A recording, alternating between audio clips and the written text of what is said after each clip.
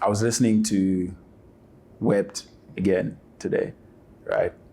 And I have a few impressions. The first impression that it left on me, when I was done, I thought, your music doesn't feel prescriptive, right? It's like you ask more questions than there are answers for things. And that's refreshing because like a lot of hip hop is like making statements. You know what I mean? Like pulling up and making statements, and it's your approach is very like comforting in a way because it's like, oh, there's a version of this thing where it's advocating for like those of us sometimes that aren't always sure, you know, and we're figuring it out. Has this one is like, is this a conscious decision that you're making when writing your lyrics and creating your music, and also has this always been the angle? So the way I write my music is a reflection of the conversations and the thoughts I have in my personal life. So I have more questions than I do answers about every facet of my life, you know, about career, about spirit, spirituality, about love, about growth, about healing. So when I write, I don't want to claim to have the answers. And a lot of people are like, it's weird because a lot of people will tell me, no, you're, someone said you're the oracle once. And I felt like, no, I'm not, because I'm you. I'm just expressing the questions that you have, the questions that sometimes you don't know you have. I'm not claiming to have the answers. What I claim to have, which is true, is I have access to knowledge and I have access to the answers, but I don't automatically have the answers. I need to be guided to them. I need to be ready for them. And definitely it's a conscious thing, but I also feel like it has no choice but to be a conscious decision, because I can't write from anywhere else but that truth. Right. I don't have the answers, and so I could go out and read all these books and write stuff that I read in somebody's book, but that's not even how I conduct my everyday conversations. I would rather seek knowledge than claim to have knowledge that came from somebody else's seeking of knowledge. Mm-hmm. So those answers, whatever they may be, that somebody received in whatever ways they did, whether through dream space or whether they went to some mountain and meditated for 40 days or 40 nights to receive the answer, that's their journey. So I'm on a mission to ask the questions and get the questions answered through my journey. Hip hop comes through with a lot of energy, a lot of bravado at times, just like making statements. I'm rich as fuck, or I'm good looking as fuck, or I get all the bitches. You know what I mean? Or I got guns and I could do things with them. You know what I mean? So I can imagine that it isn't always a comfortable process to approach it from that way. Not comfortable at all, but I don't know what else to do. Yeah. I don't know where else to write from. There are truths and there are many truths, so I can write and paint a picture of a certain truth based on, something I saw or somebody I met, but I don't know how not to write from a truthful place. Yeah. So it is from the beginning. I have this song called, released a long time ago, 2020, I think, called of Angels. Yeah. And that's questions. Yeah. That song is just questions. Yeah. And that's one of the first songs I wrote as ZuluMecca, if you will, when the mindset changed and I realized that I don't have all the answers, because I was exactly the same. I was making statements, but I was also lying a lot. Yeah. So once I felt compelled to tell the truth, then I all of a sudden I realized, oh, I actually don't have all the answers. Do I have any answers? And then that's all where the questions came in. Yeah. The other impression, a powerful impression your project left on me. So I need to phrase this properly. So operating in kind of two conflicting worlds, operating in cognitive dissonance for me is like being about your craft, coveting your artistic integrity, insisting like on happy arts that, and I'm paraphrasing here, towards the end of the song, you say something like, don't confuse it, this is not pop music. And all the associations that come with like seismically, releasing music and manufacturing it and it then becoming low quality. So operating in that space and then simultaneously participating in a space where maximizing output is kind of how people find success, right? And that's not even just relating to your music. It's just like at large. So like, do you see it this way? And if so, is it a challenging place to exist? Do you feel like you're living in contrast, or do you view it in a completely different way? Constant contrast. I'm still asking myself those questions. I'm still back and forth with that because there's a part of me that wants to keep that artistic integrity, in a non-pretentious way. Because you can be niche, but be so pretentious about it, So I don't want to do that, but I still want to remain who I am or who I feel I am at this point and keep true to what I feel my message is. But at the same time, I'm trying to make a whole lot of money. Yeah. And so I'm still back and forth about that. I don't have the answers. I'm not gonna lie to you. What I do know is that I know there's like a space, a tiny little space where I can be myself and have that mass appeal. I just have to find it. I just have to lock into that space. I do know it exists. But I don't have a formula just yet. I'm not even gonna lie to you.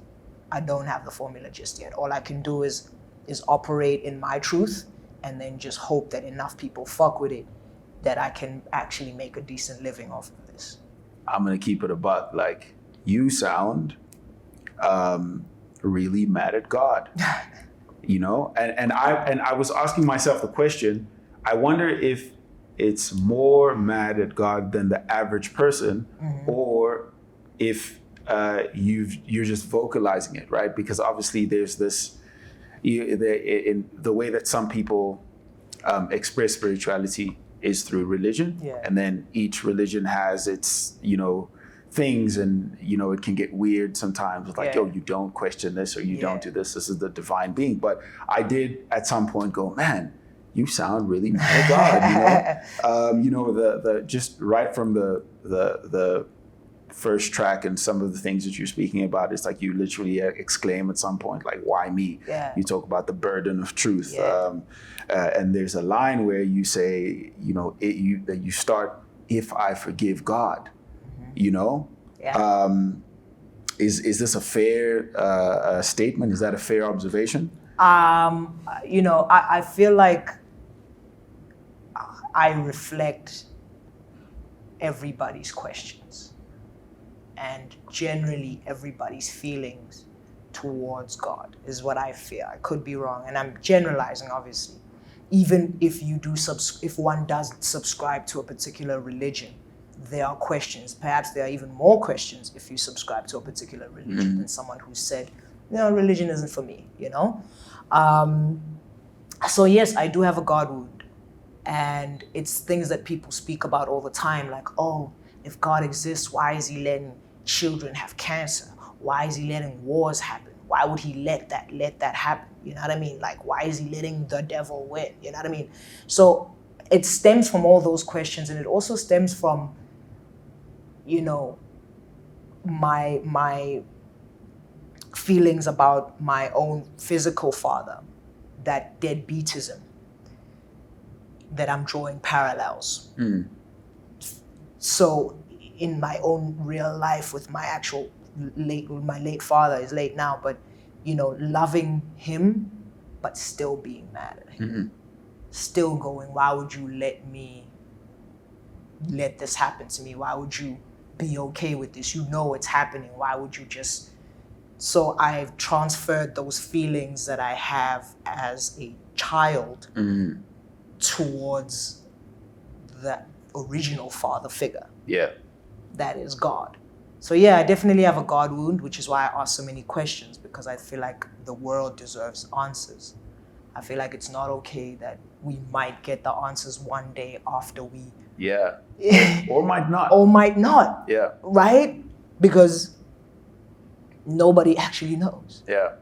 Even people like myself with a seemingly direct access to other realms through their spiritual work. Even me, I don't have the answers, right?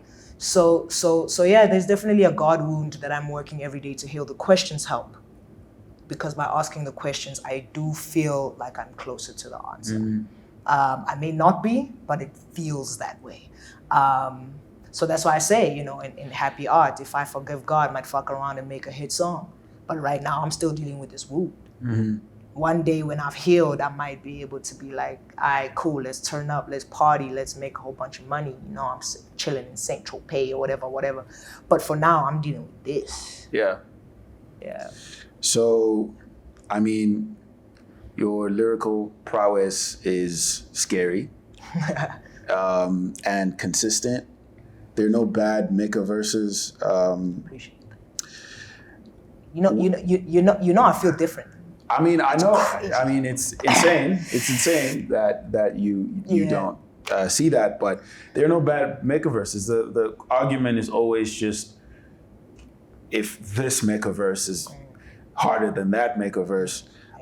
When you're stepping into and on culture, which is unassumingly hard because of how lax the beat is. The beat like lures you into a false sense of like, chill, yeah. and then the bars start coming, right. and then you start getting up out of your chair, right? I won't attempt to rap any of those bars because I'm certain that I'm going to butcher them. But when you step into the booth, are you stepping in there with the intention to chop heads off, or are you just that nice? Like, what's going on? Man, I don't worry about anybody else ever.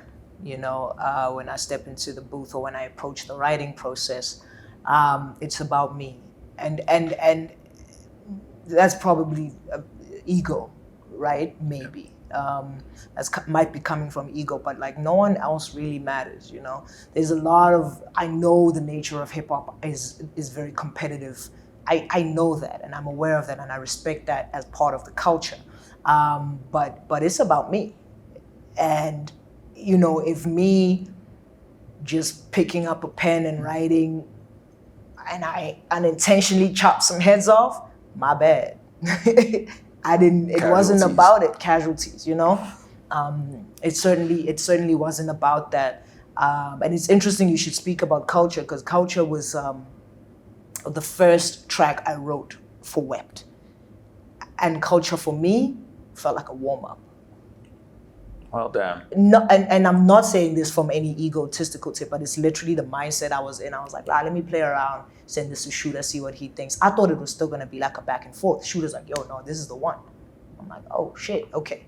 But it was honestly, when I wrote it, I was just like, get some rust off. It was a warm-up. Yeah. It really was. Yeah. So it's so interesting to see how well the song is doing and how people resonate with it and how hard people think it is. So the album ends with the same instrumental that it begins with. On the song A Broken Canvas, you're saying things like, why me? You talk about having a burden of truth. You say you've got mad questions. You weep at the end of at the end of the song.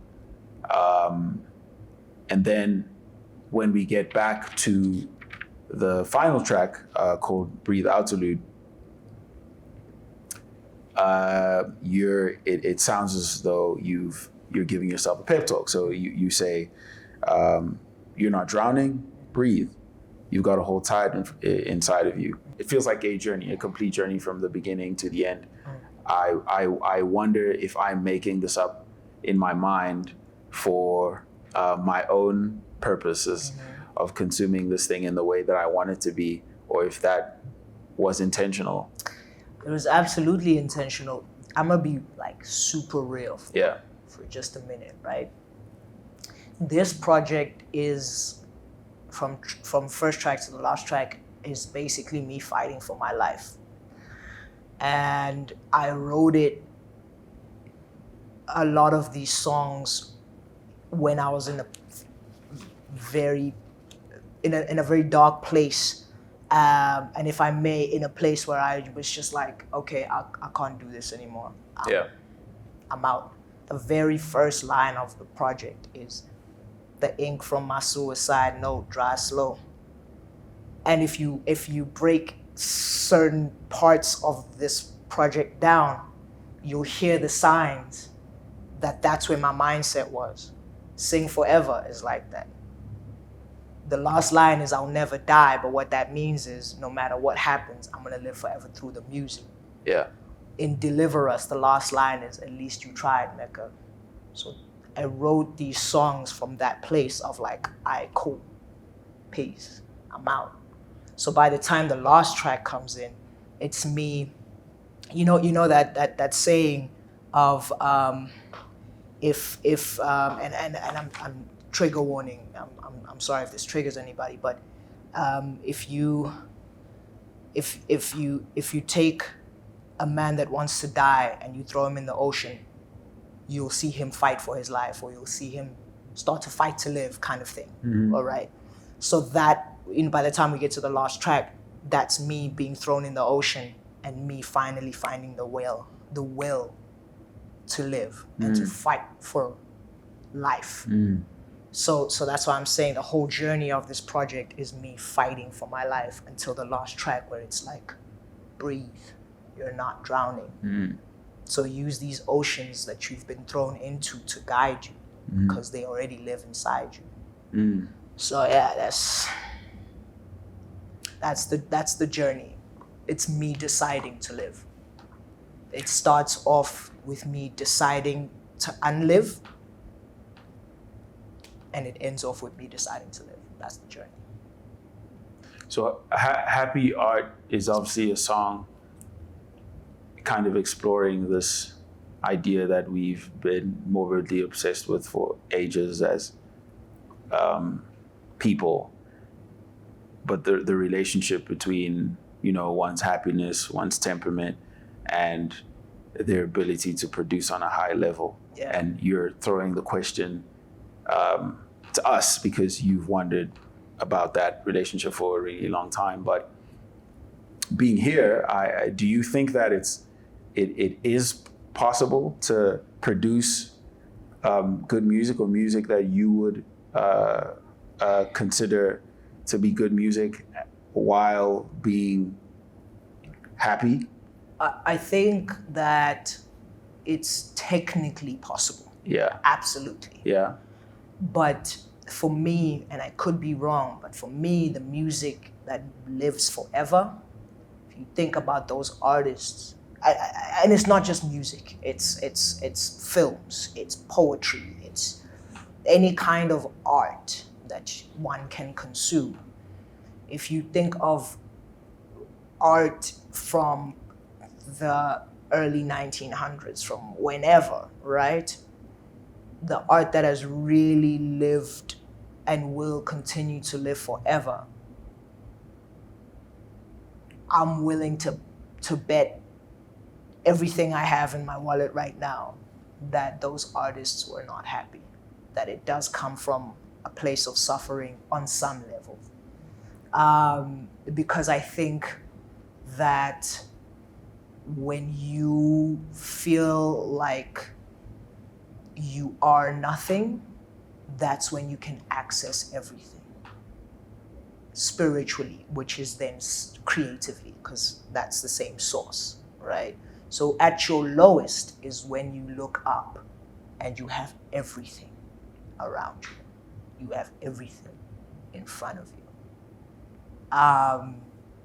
So I think on a technical level, we know what makes a good track. You can put elements together, feature the right person, you can make a hit, you can make a good song, even if you're happy. But the music that really moves people, or art that really moves people, we know what we can access when we're feeling everything. How does that sit with you? I'm assuming you're someone who wants to make music that will last forever. Yeah. If that's a conscious thought that you have in your mind, do you think that, I know I do it, but I'm saying, do you think that there's a way that you could be self-sabotaging yourself so that you stay in a place where you can produce creatively? I wish I had time to self-sabotage. I just feel like Life's just doing it for me. I don't even have a chance. I'm like, trying to be on the assist. Life's like, nah, I got it.